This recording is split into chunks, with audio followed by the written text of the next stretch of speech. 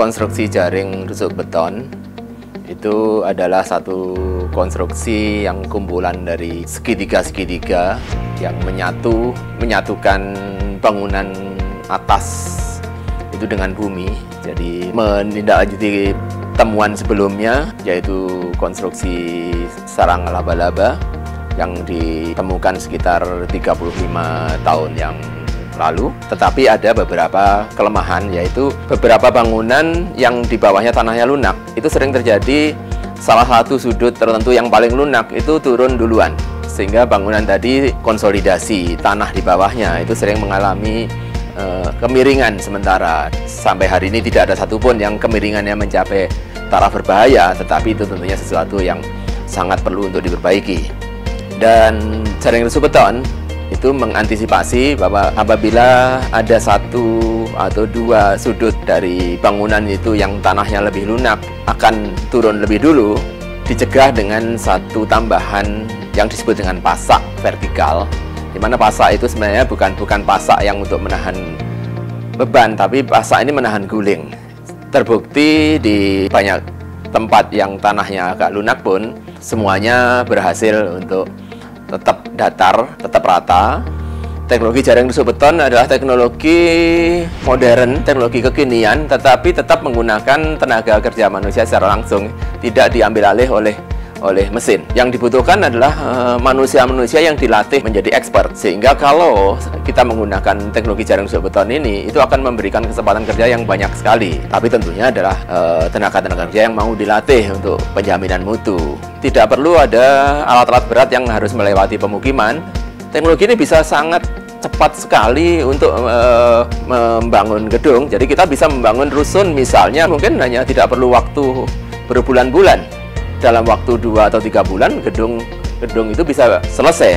Kita bisa paralel. Saat kita membangun lantai 1, kita tidak mengharuskan fondasinya selesai semuanya. Jadi kalau fondasinya kita mulai dari salah satu sisi, kemudian sudah selesai katakanlah 20%, kita lanjutkan ke 40%, maka lantai 1 sudah bisa mulai dilakukan pada 20% yang pertama. Kemudian kalau 40% tadi menuju 60%, maka lantai 2 bisa mulai 20%, maka dan di lantai satunya dilanjutkan menjadi ke 40% dan seterusnya. Selain gedung, konstruksi jaring rusuk beton juga bisa digunakan untuk pembangunan infrastruktur, apakah itu jalan raya, runway, taxiway, apron, kemudian container yard. Misalnya adalah apron Bandara Tarakan, itu saat dites menjadi apron terkuat di Indonesia, mungkin waktu itu di dunia, di mana pesawat yang masih sekian kali lipat lebih berat dari pesawat yang ada pun masih bisa tercover. Jadi konstruksi jaring beton adalah satu teknologi invensi, ya, temuan yang sangat beda prinsip. Kalau kebanyakan teknologi lain adalah membuat bumi itu menahan bangunan, konstruksi jaring beton adalah menyatukan bangunan dengan bumi. PT Grahindo Utama ditunjuk oleh penemunya untuk mengembangkan teknologi ini, memasarkan, merencanakan, dan melaksanakan. Otomatis banyak hal yang sudah dilakukan oleh penemu bersama-sama dengan para pelaku di ciptaan Grahindo Utama, baik itu expert di perencanaan maupun di pelaksanaan.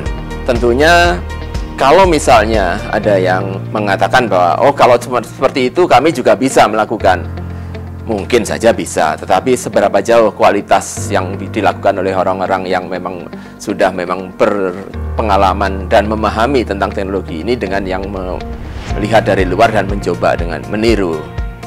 Apakah nanti bisa berhasil? Mungkin saja bisa, tetapi tentunya lebih aman kalau saja yang melakukan adalah orang-orang yang sudah teruji, kompeten untuk memahami teknologi ini dan mampu melaksanakannya. Dan sisi legalitas, sisi teknis maupun sisi yang lain itu tentunya sesuatu yang memang harus diperhatikan.